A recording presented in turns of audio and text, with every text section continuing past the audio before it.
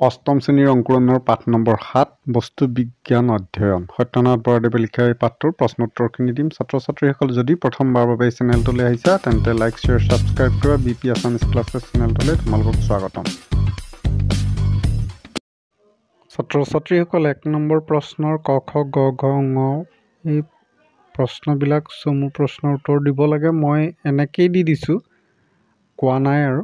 যিহেতু প্ৰশ্ন ধেৰ, গতিকে দীঘল প্ৰশ্নবিলাকৰ উত্তৰবোৰ মই ক'ম, তোমালোকে এইবোৰ ধুনীয়াকৈ লিখি ল'বা। ঠিক আছে। এতিয়া আমি 2 নম্বৰ প্ৰশ্নলৈ যাওঁ, অকণমান দীঘল। ধনগুলৈৰ কেনেকৈ উৎপত্তি হয় চমুকৈ লিখা।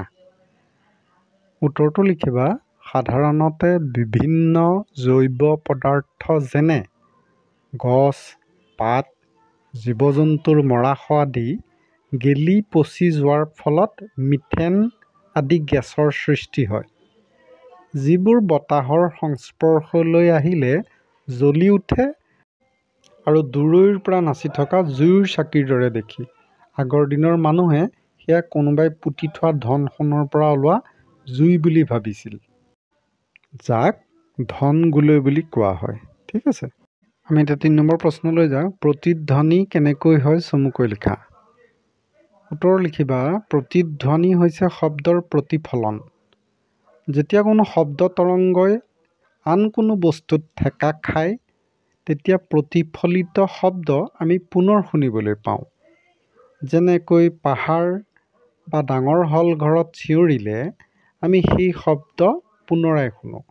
মূল শব্দটোৰ এনে পুনৰাবৃত্তিকে প্ৰতিধ্বনি বুলি কোৱা হয়। এতিয়া আমি 4 নম্বৰ প্ৰশ্নলৈ যাওঁ। কি কাৰণত বিজ্ঞান শাস্ত্ৰক জ্ঞানৰ ভঁৰাল বুলি কোৱা হয়। উত্তৰ লিখা, বিজ্ঞান শাস্ত্ৰ জ্ঞানৰ ভঁৰাল। বিভিন্ন প্ৰাকৃতিক পৰিঘটনাৰ মূল কাৰণ বিজ্ঞানৰ চৰ্চাৰে জানিব পাৰি। বিজ্ঞানৰ জ্ঞানেৰে প্ৰকৃতিৰ গুপ্ত তত্ত্ব ভেদ কৰি সেইবোৰৰ প্ৰকৃত কাৰণ জানিব পাৰি। নানা বস্তু বা যন্ত্ৰ-পাতি বিজ্ঞান চৰ্চাৰেই ফল, যিবোৰ আমাৰ দৈনন্দিন জীৱনত অপৰিহাৰ্য। সেইবাবে বিজ্ঞান শাস্ত্ৰক জ্ঞানৰ ভঁৰাল বুলি কোৱা হয়। তেনেকৈ লিখিলেই হ'ব। 5 নম্বৰত দিছে, বিজ্ঞানবিদসকলে শব্দতত্ত্ব নিৰূপণ কৰি কি কি আৱিষ্কাৰ কৰিছে। উত্তৰ লিখা, বিজ্ঞানবিদসকলে শব্দতত্ত্ব নিৰূপণ কৰি টেলিফোনেৰে এঠাইৰ পৰা শব্দ আন এঠাইলৈ নিব পাৰিছে, কমা দিবা। শব্দক ধৰি ৰাখি ফোনোগ্ৰাফ, গ্ৰামোফোন, ৰেডিঅ' আদি আৱিষ্কাৰ কৰিব পাৰিছে। ছাত্ৰ ছাত্ৰীসকল 6 নম্বৰ প্ৰশ্নলৈ যাওঁ। প্ৰসংগ সংগতি দৰ্শাই ব্যাখ্যা কৰা। ক, কুসংস্কাৰ উৎগতি পথৰ বাধা।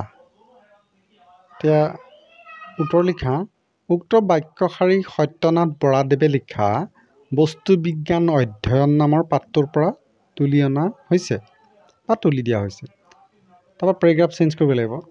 মানুহৰ মাজত সচৰাচৰ প্ৰচলিত অন্ধবিশ্বাস আৰু কুসংস্কাৰবোৰৰ কোনো ভিত্তি নাই।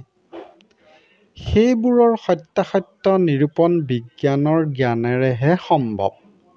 সেই কথাটো ক'বলৈ যাওঁতে লেখকে তেনেকৈ কৈছে।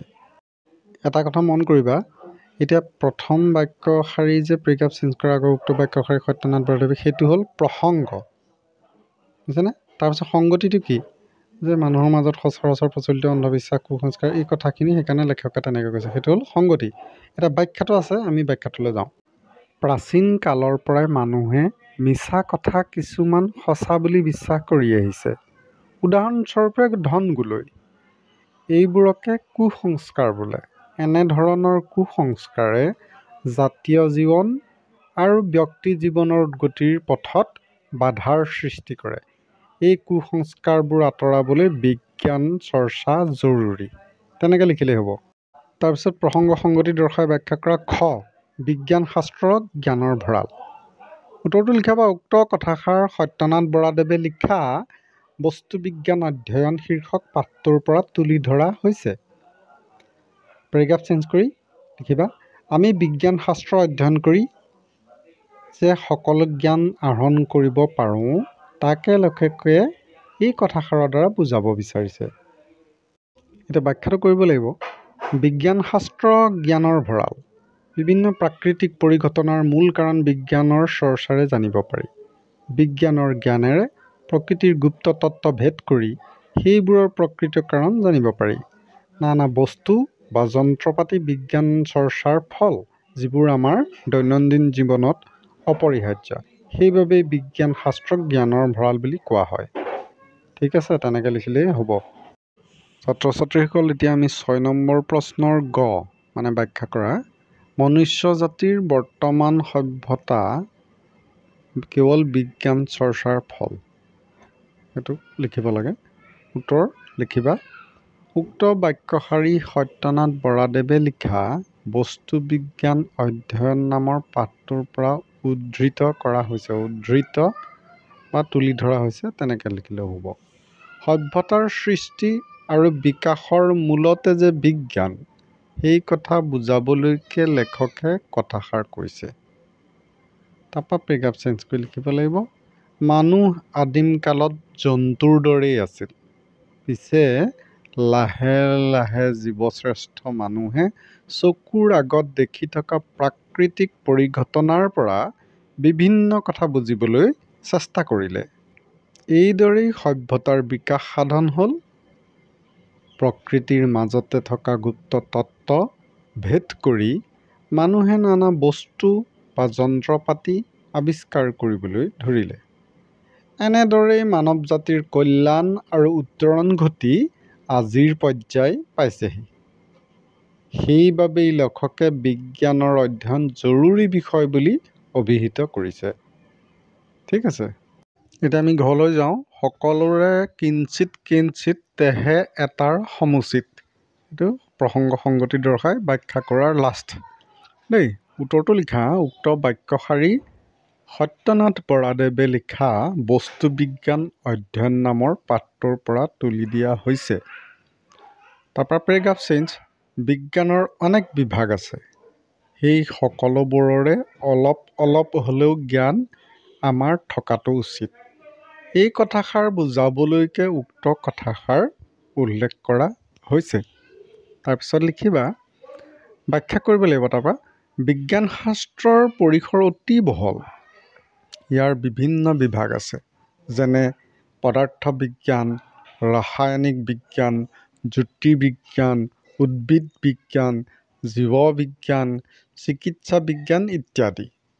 বিজ্ঞানৰ ইমানবোৰ বিষয়ৰ সম্পূৰ্ণ জ্ঞান লাভ কৰাটো সহজ কথা নহয়। সেয়েহে বিজ্ঞানীসকলে যিকোনো এটা বিষয়ত ভালকৈ চৰ্চা কৰে। পিছে যিকোনো এটা বিষয়ত শ্ৰেষ্ঠ হ'বলৈকো সকলো বিষয়ৰে সামান্য হ'লেও জ্ঞানৰ প্ৰয়োজন। কাৰণ বিজ্ঞানৰ প্ৰতিটো বিষয় ইটোৰ লগত সিটো কিছু পৰিমাণে হ'লেও জড়িত। গতিকে এনেকৈ লিখিলেই হ'ব। ঠিক আছে, ছাত্ৰ ছাত্ৰীসকল 7 নম্বৰলৈ যাওঁ। 7 নম্বৰ প্ৰশ্নত ক খ দুটা দিছে আৰু কৈছে যে বহলাই লিখা। গতিকে আমি ক নম্বৰ প্ৰশ্নলৈ যাওঁ। পাঠৰ আলমত কুসংস্কাৰৰ দৃষ্টান্ত কেইটামান উল্লেখ কৰা আৰু কি কৰিলে সমাজৰ পৰা কুসংস্কাৰবোৰ দূৰ কৰিব পাৰি লিখা। দৃষ্টান্ত কেইটামান মানে উদাহৰণ কেইটামান দিব লাগে, সেইটো কথা কৈছে। আৰু পাঠৰ আলমত মানে কি, এই পাঠটোৰ নিচিনাকৈ তোমালোকে জনা কেইটামানো দিব পাৰিলে ভাল। গতিকে উত্তৰটো দি দিছোঁ, লিখি লোৱা। উত্তৰ, লেখক সত্যনাথ বৰাদেৱে লিখা বস্তু বিজ্ঞান অধ্যয়ন শীৰ্ষক পাঠটোত সমাজত চলি থকা কিছুমান কুসংস্কাৰ আৰু অন্ধবিশ্বাসৰ কথা উল্লেখ কৰিছে। আগৰ দিনত চহা মানুহে ধন গোলৈক প্ৰেতৰ মায়া বুলি বিশ্বাস কৰিছিল। ইফালে বহুত মানুহে হাতীয়ে গা লৰালে ভূমিকম্প হয় বুলি বিশ্বাস কৰিছিল। আচলতে এইবোৰ বৈজ্ঞানিক ভিত্তিহীন কথা, যিবোৰে সমাজৰ উদ্গতিত বাধাৰ সৃষ্টি কৰে। আমাৰ চহা সমাজে ভেকুলীৰ বিয়া পাতি দিলে বৰষুণ দিব বুলি বিশ্বাস কৰাটোও তেনে এটা উদাহৰণ।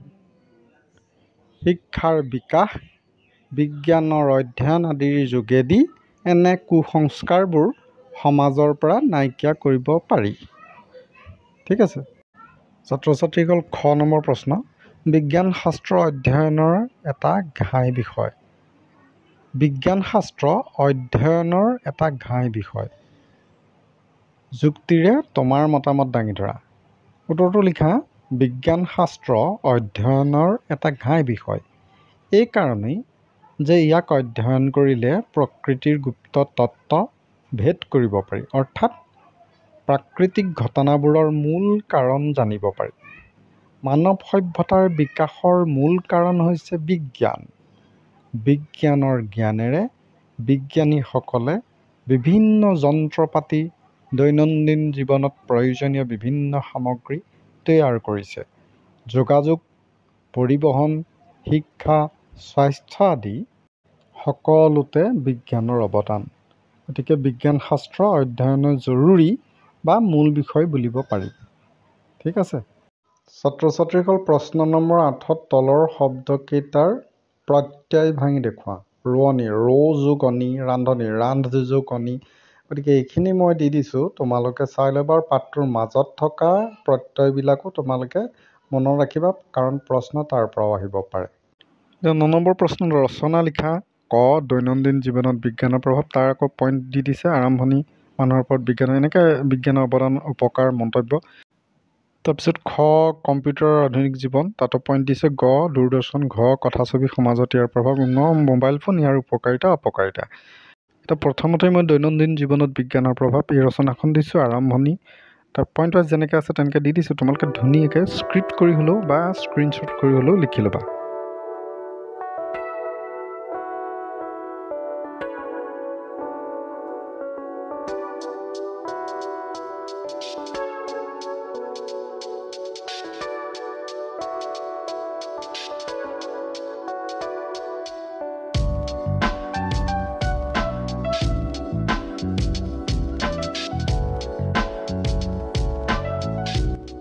নিশ্চয় তোমালোকৰ লিখি হ'ল এতিয়া খ কম্পিউটাৰ আৰু আধুনিক জীৱন, এইখনো তেনেকৈ দি দিছোঁ। তোমালোকে স্ক্ৰিপ্ট কৰিবা, স্ক্ৰীনশ্বট কৰি হ'লেও লিখি লোৱা দেই, কৈ নাযাওঁ আৰু।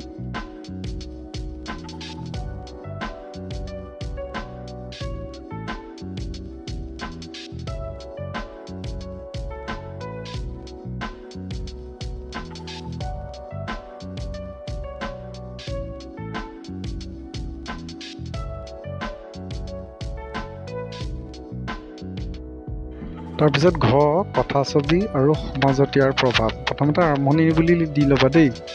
ইতিবাচক প্ৰভাৱ, সাংস্কৃতিক বিনিময়, সামাজিক চেতনা, এইবোৰ দি দিছোঁ পইণ্ট বুলি, এইবিলাক লিখি ল'বা হা। তাৰমানে নেতিবাচক প্ৰভাৱো দিছোঁ, কি হয় বা সামৰণি, মই পইণ্টটো দিবলৈ থাকিলে এইবোৰ লিখি ল'বা। তাৰপিছত দিছোঁ মোবাইল ফোন ইয়াৰ উপকাৰিতা অপকাৰিতা। তাতো তেনেকৈ আৰম্ভ ধনাত্মক প্ৰভাৱ, যোগাযোগ, তথ্য আদান প্ৰদান, এনেকৈ পইণ্টবিলাক যেনেকৈ পইণ্ট আছে তেনেকৈ ধুনীয়াকৈ লিখি ল'বা, তেতিয়া নম্বৰ পাবা দেই। সেয়াই আৰু ভালকৈ চাই ল'বা। ইয়াতো সামৰণি দিছোঁ।